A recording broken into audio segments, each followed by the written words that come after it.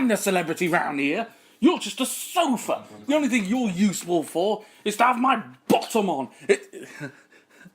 Hello. It's nice Uncle Jacko again. Once upon a time, right up at the tippity top of the time, right up on the windowsill of time, there was a farmer, and the farmer had an old donkey called Reginald. One day, the farmer said to the donkey, "Hey, donkey, wonky donkey, you're getting a bit old, ain't you? You can't pull a farm cart anymore, can you? You can't carry bales of hay anymore. In fact, you're no use to me at all. So you know what I'm going to do?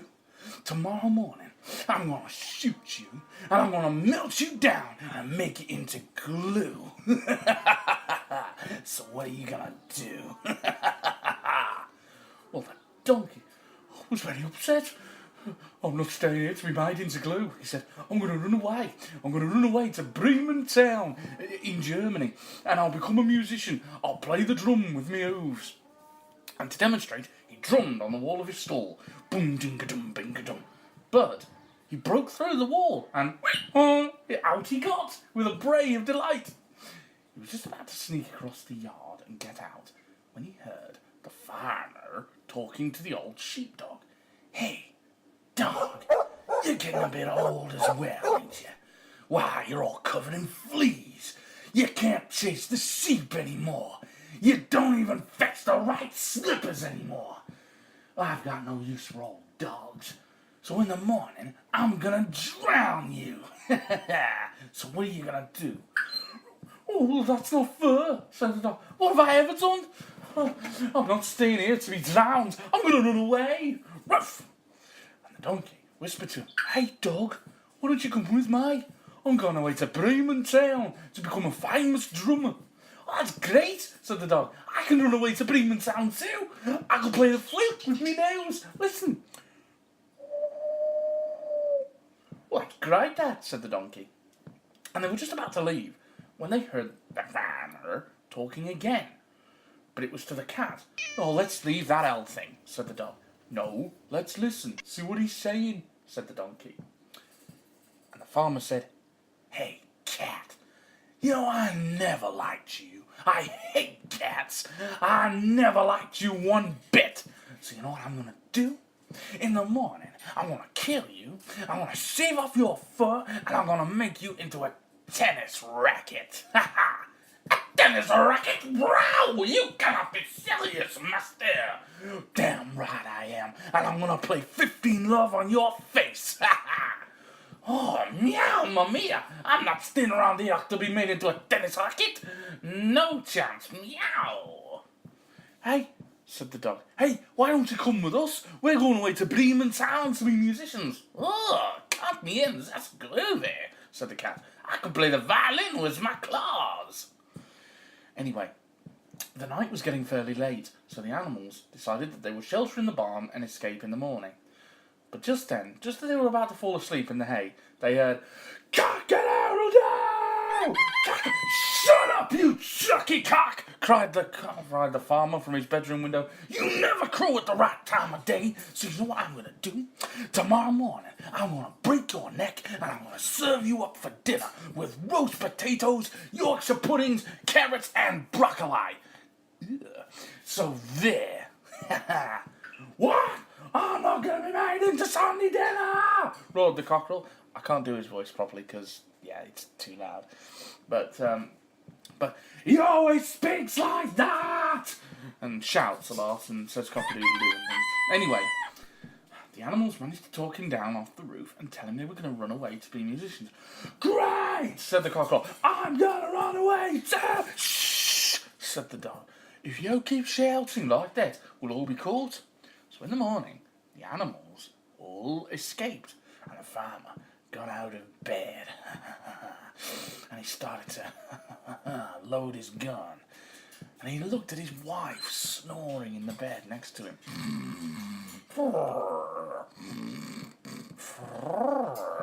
And he's, "Hey, wife," he whispered, "you're getting a bit old too much." But that's as far as he got. because his wife woke up and went, "Right, that's enough of all that nonsense, and you can stop doing that stupid voice as well." But I thought it was quite good, you know.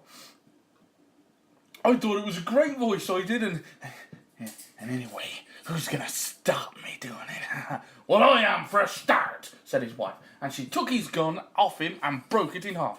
"Oh, but that's my favourite gun." And anyway, I thought it was all great and tough and American. "Well, it wasn't," said his wife. "It was stupid and nasty. And now who's going to do all the work round here without all the animals? Hey, you tell me that, hey?"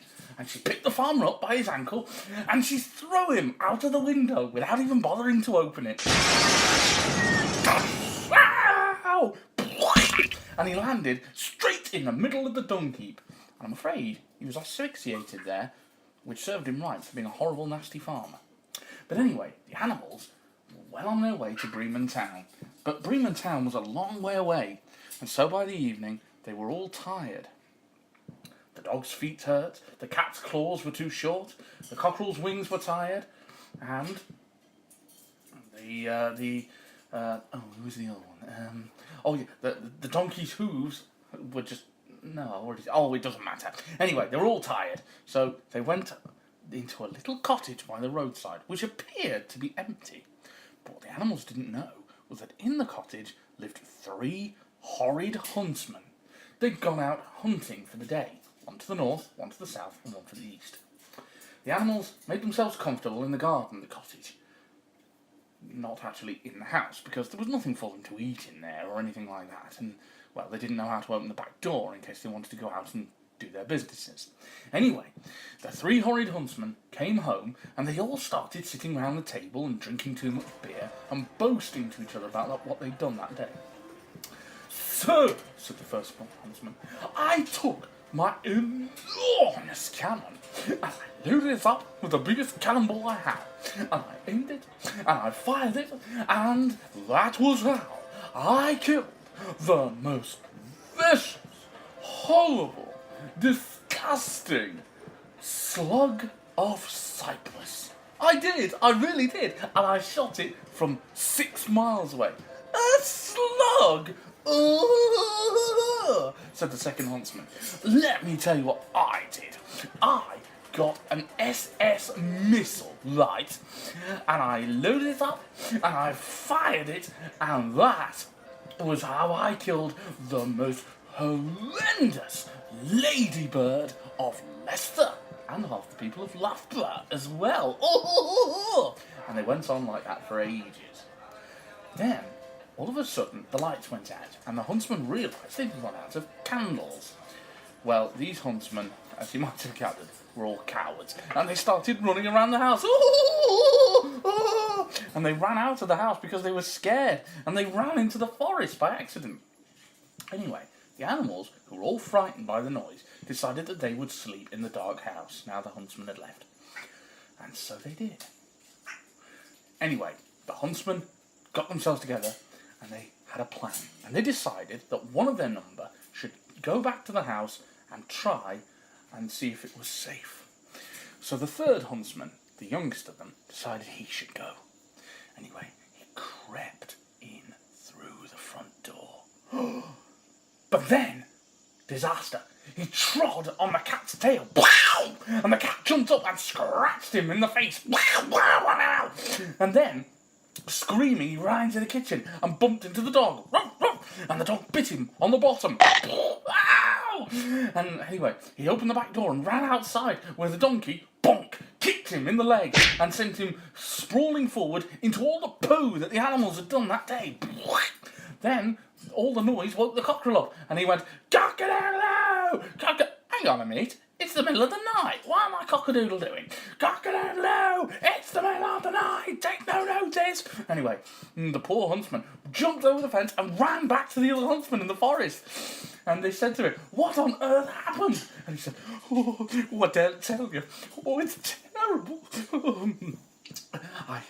I got into the house all right, and then there was a horrible witch who scratched me and spat at me, and then there was an evil monster in the kitchen who bit bit my boss. Horrid swamp creature slimed me in stinky stuff. Ugh. And then this horrible witch screamed at me from the roof, and that's when I ran here. Well, the huntsmen were terrified, and they ran further into the forest to the next little cottage that they could find. Unfortunately, that cottage belonged to the three bears, because Goldilocks had eaten all their porridge earlier in the day. And when they found the huntsman sitting at the table, especially the third huntsman, stinking the place out, they were not happy. The first huntsman said, "Oh, what enormous great fists you have," to the daddy bear. "All the better to hit you with," said the daddy bear, and knocked him out. The second huntsman looked at Mummy Bear and said that she had two enormous things in her... Anyway, Mummy Bear stamped on him and left him unconscious. The third one turned to Baby Bear and said, "Well, you're just a little squirt, aren't you? Do you know, I think I'll eat your porridge and I'll have your bedroom." And, well, he didn't get any further than that, because Baby Bear bit his head off and swallowed him. And then became quite a large bear, so that was the end of the three bears as well. Anyway, the Bremen Town musicians, the donkey, the cat, the dog and the cockerel, stayed in the little cottage for the rest of the night, and then they went to Bremen Town and formed a very famous jazz band. You might have heard of them, actually. They were called ZZ Top, and they all grew huge beards and learned to play instruments beautifully. And they all lived happily ever after. As for the other two huntsmen, who were knocked unconscious by Mummy and Daddy Bear, well, all the porridge had gone after Goldilocks had eaten it, and after Mummy Bear had made more and the three bears had eaten it. So I'm afraid they ate the other two huntsmen on toast. And as for their bones, well, Daddy Bear built a new chair for Baby Bear with them. So everybody was happy, apart from the huntsmen, and who cares about them? I don't.